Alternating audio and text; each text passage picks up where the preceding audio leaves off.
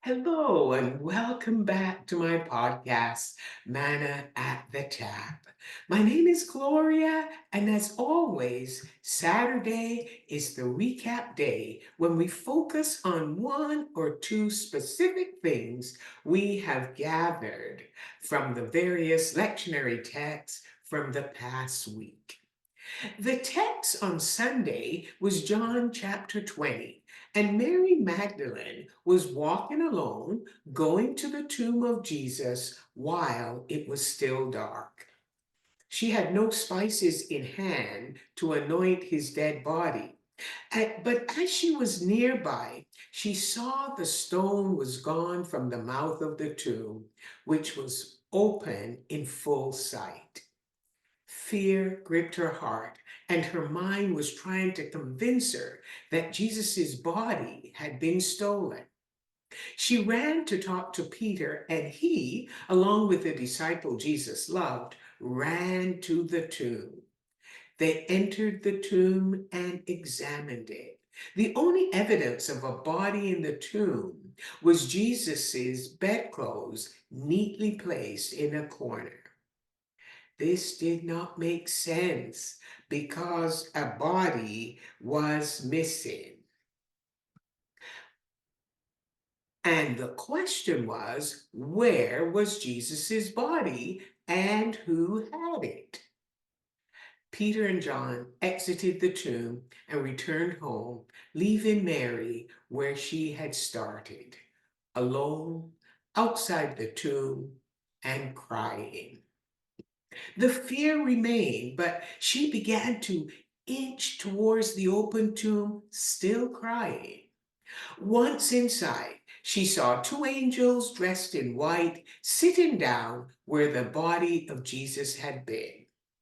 The angels wanted to know why she was crying. She could only say, "They've taken my Lord away, and I don't know where they have put him." Then she heard footsteps behind her, so she turned around, thinking she could ask this person, whom she assumed was the gardener. But it was Jesus, and she did not realize it. She asked if he had carried Jesus's body away because she wanted to go and get him. This makes me want to laugh that Mary thought she could take and carry a dead body. Jesus called her name, Mary. It was to snap her out of making decisions out of fear and her past mental conditions and to stay in the present moment. He called her by her name, Mary.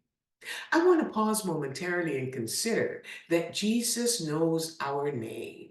In John 15, verse 16, one of the last statements he made to his disciples before his death was, "You did not choose me, but I chose you, and I know your name." It would be helpful to take a moment and savor that thought. Jesus chooses you, and he knows your name. Let's return to the conversation between Jesus and Mary. He gives her an assignment to tell the disciples the news. "I have seen the Lord."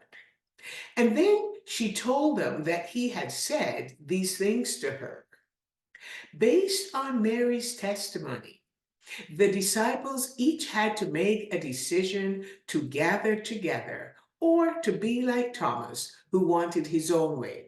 He wanted to see the nail prints and to put his hand on Jesus' side first. And until that happened, he did not believe and he didn't want to believe, and he never came to that first meeting.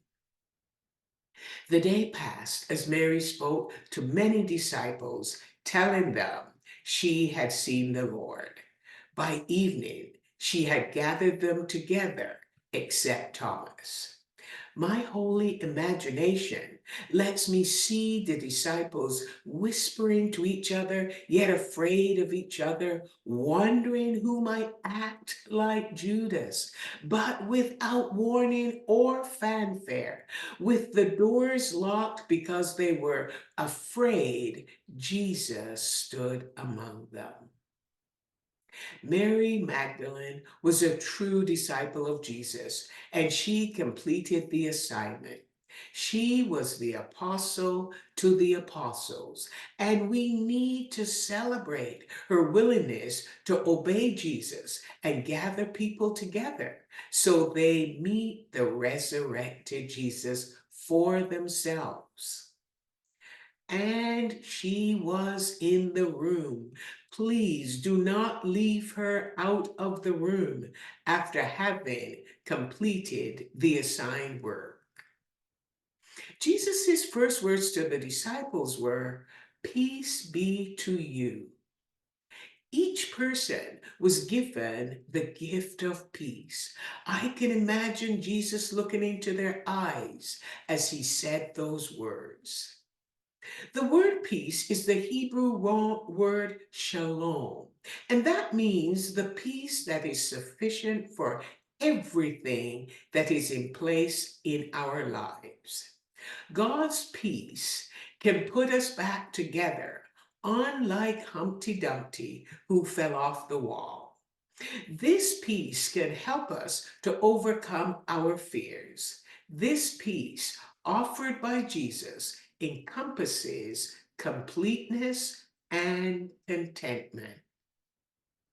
The gift of peace Jesus came bearing was from the family, but that was not the only gift that Jesus came with. He had another gift on hand, the gift of breathing on them, telling the disciples to receive the Holy Spirit.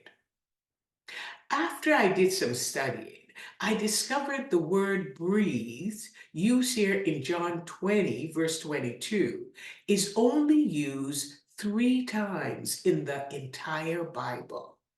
It's used twice in the Old Testament, and we'll just leave that aside today.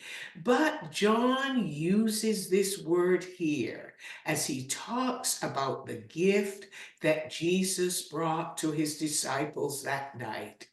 And the Father breathed on them through Jesus, the Holy Spirit. Jesus breathed life into them so they could overcome their fear. And the Holy Spirit would be the one to keep them in perfect peace. The Holy Spirit would surround them, and they would be able to move from fear to faith and to praise.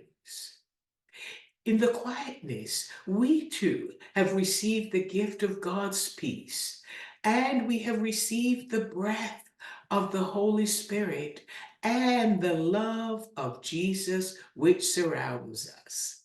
I hope you're beginning to feel that sense of being surrounded with the divine family. And I hope that you're able to gather up some manna today that you can savor, and that you know that the divine family loves and cares for you.